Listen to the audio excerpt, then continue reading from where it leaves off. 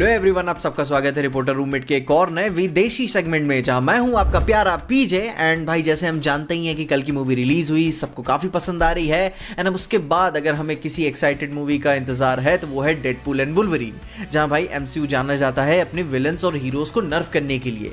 पर इस बार उन्होंने प्रॉमिस किया है कि जो भाई सेंट्री हमें थंडरबोल्ट्स मूवी में देखने को मिलेगा वो सुपरमैन लेवल जितना पावरफुल होगा, अपने कॉमिक काउंटर पार्ट की तरह। तो अब भाई इस न्यूज के बाद एक ही क्वेश्चन बचता है कि ये सुपर सोल्जर्स की टीम इस मार्वल के सुपरमैन को कैसे रोकेंगे। उसे कोई क्रिप्टोनाइट फोबिया भी तो नहीं है, क्योंकि इसका एक अलग तरीके से जुगाड़ ये बनता है कि क्या पूरी थंडरबोल्ट्स की टीम को अपना रेड हल्क ही कैरी करके चलेगा क्या। जिसके बाद हमें एक और रूमर जानकारी में आई थी कि भाई सेंट्री के पास इस मूवी में नो किल रूल भी होगा, जो कि भाई एक PG-13 मार्वल मूवी के लिए कोई नई बात नहीं है। बट प्रॉब्लम तो यही है कि जब सेंट्री की पर्सनैलिटी शिफ्ट होगी तो क्या तब भी वो ये अपना सेम रूल कंटिन्यू रखेगा? I don't think so। और इस हफ्ते की सबसे शॉकिंग न्यूज में से इनसाइड आउट 2 ने 1 बिलियन के ऊपर कमा लिए हैं बॉक्स ऑफिस पर। ये इस साल की फर्स्ट मूवी है इस मार्क को टच करने वाली, वो भी बस 2 वीक्स में। डिज्नी भाई फाइनली खुश हो गया होगा इतने फ्लॉप्स देने के बाद। और भाई नेक्स्ट तो डेडपूल एंड वुल्वरीन भी आ रही है, तो डिज्नी की कैश फ्लोइंग रुकने नहीं वाली। बाकी इनसाइड आउट 2 ऑलमोस्ट 1.5 बिलियन से ज्यादा पैसे बनाने के बाद बॉक्स ऑफिस पे अपना रन एंड कर सकता है, ऐसी बातें सुनने में आ रहे हैं। विच मीन्स कि भाई अब हमें इसका क्या रिएक्शन देखने को मिलेगा कि डिज्नी एनिमेशन में अब सीक्वल्स की बारिश होने वाली है। जिसके साथ साथ अपनी अगली न्यूज ये आती है अपने मॉमी लवर्स के लिए, जहां पे भाई एमसीयू ने 4 फीमेल कैरेक्टर्स का कमबैक अनाउंस कर दिया है। पहले तो भाई है अपनी कैप्टन कार्टर, जो कि भाई नेक्स्ट दोनों एवेंजर्स मूवीज में आने वाली है, और उनका साथ देंगी काहोरी, जिनको हमने भूला नहीं है व्हाट इफ के सीरीज से। उसमें भाई उन्हें टेसरेक्ट से पावर मिलती है, उनकी भी एक पूरी एक टोली होती है। उसके अलावा मार्वल एक स्पेशल प्रोजेक्ट डेवलप कर रहा है अपनी वांडा यानी कि एलिजाबेथ ओल्सन के साथ, जिसमें भाई उनका साथ देंगी ऑब्री प्लाजा, जिन्हें भाई हम आने वाली अगाथा कोवेन ऑफ केओस में देखने ही वाले हैं। जिससे पता चलता है कि मार्वल अपने पूरी फीमेल डिवीजन को मैजिक के साइड ज्यादा शिफ्ट कर रहा है। एंड ये कह सकते हैं कि अपना जो मैजिक वाला डिपार्टमेंट है वो बड़ी शिद्दत से बनाया जा रहा है महिलाओं के साथ। एंड आई थिंक ये मार्वल का अब तक का सबसे बेस्ट डिसीजन हो सकता है। बाकी मैं इस पे कुछ ऐसी टिप्पणियां नहीं करूंगा जिसकी वजह से मैं कैंसिल हो जाऊं, बट मैं ये जरूर कहूंगा कि भाई डॉक्टर स्ट्रेंज इन सबको अकेले हैंडल कैसे करेंगे। खैर, उसके बाद ही बात करें अपने एंटी हीरो हेलबॉय की, तो डेल टोरो, जिन्होंने सबकी fan favourite original Hellboy movies बनाई थी और हम सब उसके बहुत ही बड़े फैन हैं, उनकी 3rd मूवी और रिजेक्ट भी कर दी थी स्टूडियो ने। जिसके बाद 2019 में एक हेटेड रीबूट मूवी बनी डेविड हार्बर के साथ, जिसके बाद हॉलीवुड वापस से अपने कॉमिक कैरेक्टर को लेकर हमारी स्क्रीन पे आ रहा है हेलबॉय मूवी के साथ, जहां पे उसका नाम होगा हेलबॉय द क्रिकेट मैन। इसका भाई ट्रेलर रिलीज किया गया है। एंड जहां पे ये अच्छी बात है कि भाई ये कॉमिक्स की तरह हॉरर मूवी पे ज्यादा फोकस कर रहे हैं अपनी पिछली मूवीज के कंपैरिजन में, जो कि भाई काफी गूफी और थोड़ा सा एक्शन पे ज्यादा फोकस थी। पर ये trailer Hellboy meets evil dead जैसी वाइब दे रहा है, जो कि बहुत बहुत लो बजट जैसी फील हो रही है। जहां पे भाई मुझे नहीं लगता कि ये किसी फ्रेंचाइज को स्टार्ट करेगी, उनका बस हेलबॉय को लेकर राइट्स जो होंगे उनके पास,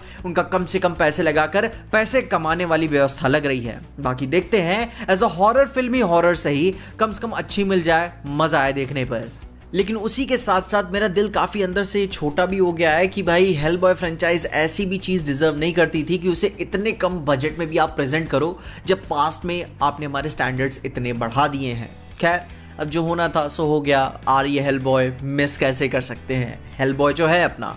उसके बाद अपने हेनरी कैविल एक और फ्रेंचाइज को लेकर वापस आ रहे हैं। होपफुली इस बार वो फेल नहीं होंगे बॉक्स ऑफिस के नंबर्स पे। जहां भाई उनकी मूवी का नाम है हाईलैंडर। ये एक इमॉर्टल वॉरियर के ऊपर कहानी है, जिसका एंड गोल होता है दुनिया के सारे इमॉर्टल्स का रूलर बनना। पर इस कहानी के ऊपर इतिहास में कई सारी मूवी, सीरीज और कार्टून, एनिमे ऑलरेडी बन चुके हैं, जो कि काफी सक्सेसफुल भी रहे हैं। और ये फ्रेंचाइज एज IP के तौर पर काफी सक्सेसफुल है। जहां भाई हेनरी कैविल के साथ इसका रीबूट हो रहा है अपने चैड स्टेलेंस्की के साथ, वही अपने जॉन विक यूनिवर्स जिन्होंने बनाया हुआ है। तो उम्मीद करते हैं वो पिक्चरें काफी अच्छी होंगी, जहां पे भाई ये उम्मीद कर लेते हैं कि हेनरी कैविल एक अच्छा पैसा खींच के लेकर आएंगे, क्योंकि भाई अपने चैड भाई इस मूवी के साथ जुड़े हुए हैं, जिन्होंने भाई जॉन विक जैसी कमाल की एक्शन मूवी बनाई है। तो उससे भी एक्सपेक्टेशन है एज अ हाईलैंडर काफी भयंकर एक्शन मूवी हमें दिखा सकते हैं। एंड उम्मीद करेंगे कि हेनरी कैविल के फ्लॉप्स के चलते ये मूवी उन्हें ज्यादा नुकसान ना करे। खैर उसी के साथ साथ अपने क्विक न्यूज वाले सेगमेंट की ओर बढ़े तो कोबरा काई का फाइनल सीजन पार्ट 1 का ट्रेलर आ चुका है, जो कि अपनी लेगेसी को एंड करने के साथ साथ जैकी चैन की नई कराटे किड मूवी को सेटअप भी करेगा, क्योंकि कुछ टाइम पहले कराटे किड के मेकर्स ने बता दिया था कि उन्हें अपना नया कराटे किड ढूंढ लिया है और उसमें हमें राल्फ माचियो भी देखने को मिलेंगे। तो भाई सब कुछ कनेक्टेड है और वो वाली मूवी 2025 में आ जाएगी जैकी चैन के साथ, जहां भाई नेटफ्लिक्स ने एक वीडियो जारी करके हमें बताया है कि स्टूडियो ने वन पीस के सीजन 2 की भाई शूटिंग शुरू कर दी है, जिसे सेलिब्रेट करते हुए उन्होंने पूरे कास्ट एंड क्रू के साथ एक वीडियो बनाई एंड होप करते हैं सारा काम शुभ मंगल तरीके से चले और हमें एक अच्छी वन पीस कहानी देखने को मिले। जिसके साथ साथ एक ताज़ा खबर हमें यह भी सुनने को मिलती है कि Jack Snyder's Justice League movie theatre में लगने वाली है, जिसकी रिलीज डेट्स तो भाई अभी पब्लिक नहीं हुई हैं, बट ये काफी इंटरेस्टिंग होगा कि 4 घंटे की एक डीसी सुपर हीरो मूवी अगर थिएटर्स में लगती है तो क्या डीसी के फैंस देखने आते हैं कि नहीं इसे, क्योंकि भाई कल्टिस्ट का तो भाई मेरा पूरा भरोसा है वो तो देखने आएंगे। एंड ये एक ऊपर से इंटरेस्टिंग बात ये भी है कि भाई वेस्ट में मूवीज दिखाते समय उनके बीच में इंटरवल नहीं होता। खैर बीच बीच में ये बात सुनने में भी आई थी कि जब अपनी रिडली स्कॉट या फिर मार्टिन स्कॉर्सेज़ी की कुछ लंबी मूवीज लगी थी तो उन्होंने अनइंटेंशनली एक इंटरवल डाल दिया था, जिसको लेकर स्टूडियो ना खुश था कि भाई बिना हमसे पूछे कैसे मूवी को काट दिया है, पूरे एक्सपीरियंस को खराब होता है। खैर देखते हैं कि जब ये मूवी रिलीज होगी तो इसके आफ्टर रिएक्शंस फैंस के बाद में भी सुनने में भी काफी मजा आएगा कि भाई फैंस इस मूवी को 4 घंटे में देख के कैसा फील करते हैं, और साथ ही साथ जेम्स गन की जो नई डीसीयू बन रही है उस पर इस मूवी का प्रभाव क्या पड़ेगा, क्योंकि भाई ये काफी अजीब बात है कि भाई आपने नया डीसीयू खड़ा कर रहे हो और फिर पुराने गड़े हुए मुर्दे उखाड़ रहे हो, क्यों कर रहे हो ऐसा? क्योंकि भाई कल्टिस्ट फिर से जिंदा होंगे एंड फिर काफी ओपिनियंस पोलराइजिंग हमें देखने को मिलेंगे, हेट काफी आगे बढ़ेगा। एंड इंडिया की बात जहां तक रही तो भाई उम्मीदें काफी कम है कि भाई जैक स्नाइडर की मूवी थिएटर्स में लगे, वो भी जस्ट। खैर बाकी अगर लग जाती है तो कोई बुरी बात नहीं है, मैं ट्रैवल कर लूंगा देखने के लिए, एक एक्सपीरियंस हो जाएगा। बाकी वही रिडली स्कॉट की ग्लैडिएटर 2 मूवी के स्टिल्स हमारे सामने आ चुके हैं, जिसमें कई सारे एक्टर्स के साथ साथ अपने पेड्रो पास्कल भी शामिल होने वाले हैं। क्या बंदा लग रहा है यार, कसम से मूवी बहुत ही हार्ड जाने वाली है। खैर $300 मिलियन की मूवी है, कोई छोटा मोटा बजट नहीं है। एंड रसल क्रो भाई इसे सेम डायरेक्ट कर रहे हैं जिन्होंने अपनी ओजी ग्लैडिएटर मूवी डायरेक्ट की हुई थी। एंड भाई अपनी ऑस्कर विनिंग मूवी का सीक्वल बनाने के बाद इसमें अपने मेन हीरो को ना लेना, रसल क्रो जो कि भाई अपने मेन हीरो थे ग्लैडिएटर 1 मूवी के, वो इसमें वापस नहीं आ रहे हैं। मे भी शायद उनकी एज हो गई होगी, डायरेक्टर का कोई इंटेंट नहीं होगा।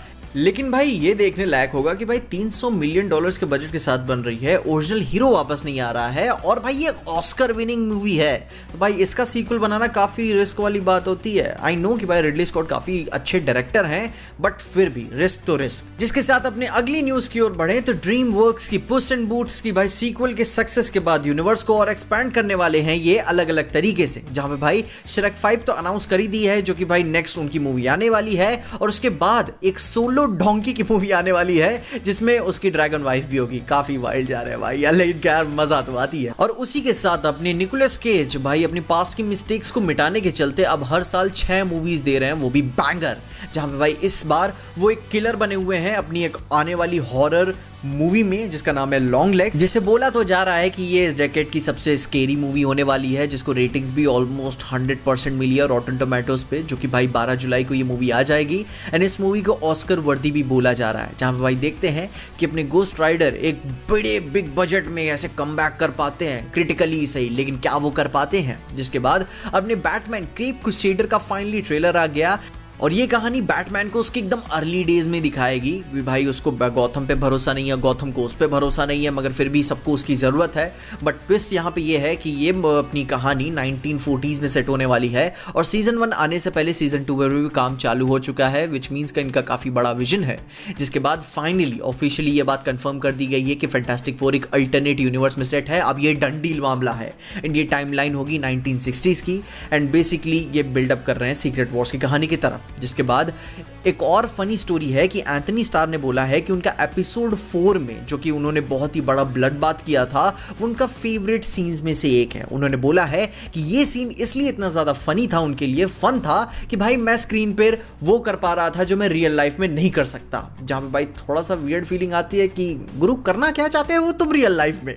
खैर उसके बाद अपने यॉर्गोस लैंथिमोस की आने वाली नई मूवी भाई रिलीज होने से भी पहले एमा स्टोन के साथ उनकी next movie Bugonia, yes Bugonia already announce कर दिया है। काफी आर्टसी डायरेक्टर है यार, आई मीन यार नाम भी प्रोनाउंस नहीं कर पाता हूं ढंग से। खैर बंदा काफ़ी वियर्डली अच्छी मूवीज़ बनाता है, जहाँ पे भाई पता नहीं यॉर्गोस भाई को भाई क्या शौक चढ़ा है कि पिछली बार भी एमा स्टोन के साथ काफ़ी पुश तरीके से काम किया हुआ था, काफ़ी बोल्ड तरीके से काम किया है। एंड दो बातें हो सकती हैं कि भैया क्रिटिकल सिनेमा का भाई उनके शौक चढ़ चुका है, जैसे बोलते हैं ना शेर के मुंह में खून लग गया है, तो वो एमा स्टोन के साथ बार बार काम करना पसंद करेंगे। या फिर दूसरी बात ये हो सकती है कि पसंदीदा औरत के चक्कर में भैया फंस गए। खैर, अब अपनी अगली खबर की ओर बढ़े तो अपने डेविड फिंचर भैया cult classic psychological thriller movies बनाने के बाद अब उन सारी चीजों को बंद करके एक रीमेक शो बनाने जा रहे हैं, वो भी स्क्विड गेम्स का। आई डोंट नो भाई यार, क्यों कर रहे हो जब इतना अच्छा शो है हमारे पास और कोई बहुत पुरानी बात भी नहीं है वो। अब भाई इसकी डिमांड किसने कर दी आई डोंट नो, पर वो बना रहे हैं। खैर बना रहे हैं सो बना रहे हैं, देखेंगे ही वो, क्योंकि फिंचर बना रहे हैं। जिसके बाद अपनी अगली खबर ये है कि भाई थोड़ी सी सैड है, क्योंकि भाई जॉन विक की तरफ फेमस एक्शन मूवी नोबडी, जिसके सीक्वल का भाई हम सब वेट कर रहे थे, वो तो अनाउंस हो गई है, पर उस मूवी का डायरेक्टर चेंज हो गया है। लास्ट डायरेक्टर भाई एक्शन मूवी में एक्सपीरियंस था, उसने हार्डकोर हेनरी जैसी फर्स्ट पर्सन एक्शन मूवी बनाई थी जो कि हम सबको पसंद आई थी, और new director horror thriller movies के लिए फेमस है। तो ये चेंज शायद इस फ्रेंचाइज का एंड भी बन सकता है। बाकी भाई चैड स्टेलेंस्की इस पूरे फ्रेंचाइज के पीछे रहेंगे, तो भाई उम्मीद करते हैं कि एक्शन तो भाई काफी अच्छा हो गई, लेकिन डायरेक्टर चेंज करने के चलते घोड़े ना लग जाएं इनके। खैर उन्हीं बातों के साथ साथ 120 साल के बाद क्लासिक नोस्फेरातु का भाई रीबूट आ रहा है अपने विलियम डिफो के साथ। इसका भाई ट्रेलर आ चुका है, काफी मूडी है एंड ये वही गॉथिक हॉरर वाली वाइब्स रखता है, तो मे बी ये हॉरर मूवीज के लिए बहुत ही अच्छी बात होगी उसके फ्यूचर के लिए। एंड मैं उम्मीद करता हूँ कि ये भी अपनी कुछ फ्रेंचाइज या यूनिवर्स सेटअप कर ले, कई बार फेल हो चुके हैं ऐसा सेटअप करते करते। खैर उन्हीं बातों के साथ साथ अपनी आखिरी खबर यह आती है कि सोनी के माइल्स मोरालेस की लाइव एक्शन मूवी अनाउंसमेंट के बाद अब एमसीयू भी तैयारी में है कि माइल्स को लाने में स्पाइडरमैन 4 मूवी में। भाई इसका वो सीक्रेट वॉर्स में पता नहीं किस तरीके से यूज करेंगे, मगर उम्मीद तो लग रहा है एंड जैसी सोनी की हरकतें हैं वो पूरी कोशिश करेगा कि सब भर दे इसमें, क्योंकि यही बस स्पाइडरमैन की मूवीज चल रही हैं। जब भाई ये थी अपना की सारी रिपोर्टर रूममेट की विदेशी सेगमेंट की इंपॉर्टेंट कंट्रोवर्शियल अच्छी बुरी न्यूज़। बाकी अगले हफ्ते मिलते हैं कुछ नई खबरों के साथ, तब तक के लिए देखते रहिए रिपोर्टर रूममेट विद पीजे।